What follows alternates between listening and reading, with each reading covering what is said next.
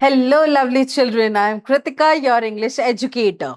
Today, we are continuing our chapter or our poem Kite from our book Poorvi of grade 6. We are doing unit 5.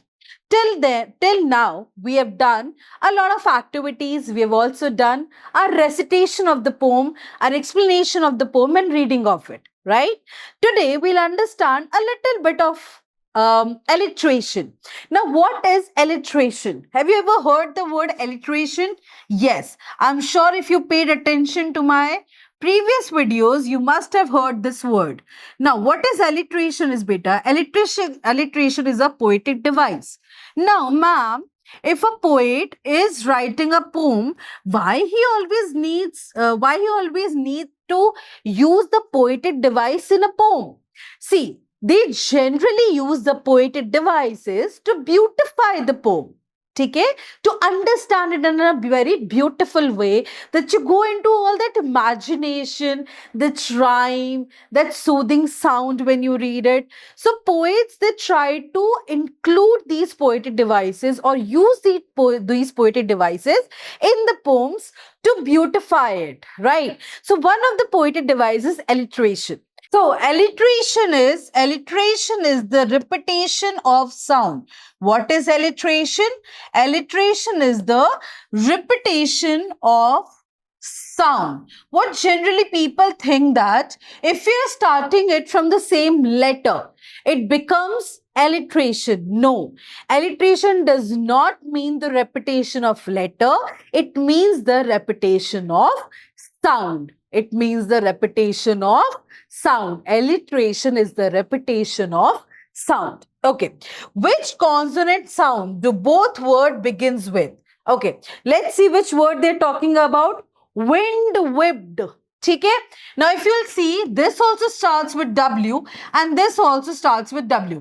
Now, it doesn't matter to me that which letter it starts from. What I want to see whether they sound similar. How do you pronounce wind? It's wind. You have the sound of W. Wind. Wind. You have the sound of W here in the wind also, and whipped. Whipped. It's not whipped, it's whipped. So wind and whipped, they both have the sound of W, which means they both starts with the same sound, and that is why they are alliteration. Got it what alliteration is?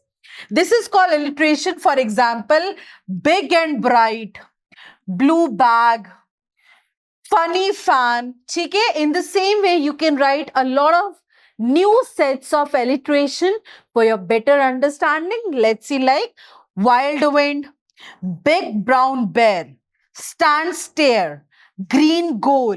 So these words, they have the same sound, right? So they are alliteration. In the last stanza, the two words that the poet repeats are dash. Dash to tell us that the kite is flying very high. So, in the last stanza, the two words are high, high. Look at your poem again. The last word says high, high. Why did they repeat the word high? With that just one high, we understood the kite is flying high in the sky. But he wanted to show that kite is flying really, really high in the sky. And that is why he used the word high two times. So he used the word high, high to show the flying of kite very, very high in the sky.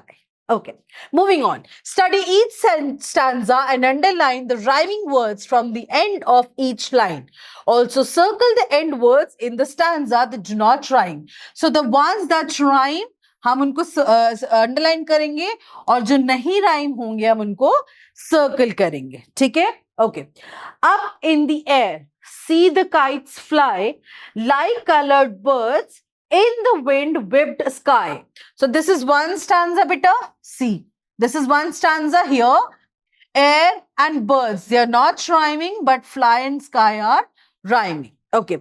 I wish I were small and light as air. I would climb on a kite and sail up there. Now see this stanza. Kite and small are not rhyming, but air and there, they are rhyming. Okay. The next one. Then I would drift upon the paper wings and hear the songs that the wild wind sings. Here, these two are rhyming. Upon and song.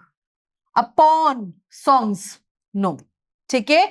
What fun it would be to look right down over the park and the rooftops of the town. This is another stanza here. Bee and park, they're not rhyming, but down and town are rhyming. Okay? Next, the people below would stand and stare and wish they were me high, high in the air. Here, stare and air is rhyming, but below and me is not rhyming. Okay, here we are done with this part of the poem, this part of the chapter. Now we'll be doing the remaining part of this chapter in the next video. Till then,